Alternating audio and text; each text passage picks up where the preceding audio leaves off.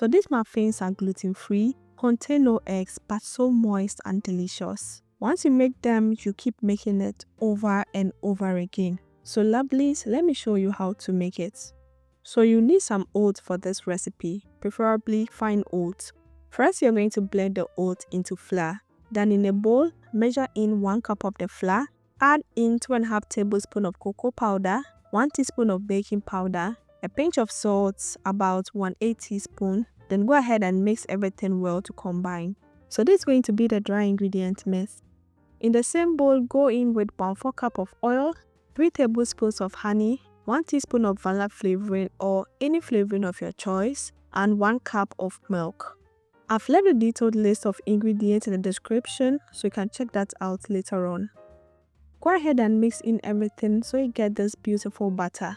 Now I want to stir this in roughly 1 to 2 minutes, okay? And what this will do is that it's going to help develop the structure of the muffins so that they don't become too crumbly after baking.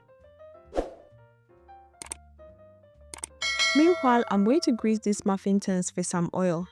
I'll pour the batter directly into these tins, and I don't want the muffins to actually get stuck in them. So this step is very important for me.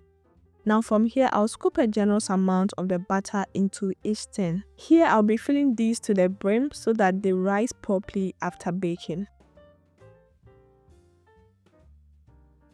Next, I'll sprinkle some chocolate chips on these. And by the way, this is totally optional, but tell me this doesn't look good. I'll stir this in a bit so that they are well distributed on the surface. Still watching at this point? Please give this video a thumbs up. Thank you very much. Right after, I'll tap the tins gently to level the surface as much as possible. Now you need to bake this at 175 degrees Celsius for 15 to 25 minutes. But since I'm using an air fryer, I'll do this at 150 degrees Celsius for 13 minutes, okay? Now I'll pack 3 pieces in the air fryer and bake this. And at this point, the aroma in this room is nose blinding. This smells so good, lovelies. After 13 minutes, this is what we have, lovelies. Look at how beautiful this is looking. I mean, this recipe is so perfect. It came out so good and moist. And don't say I didn't warn you. Once you try this recipe, you'll be making it every day, literally.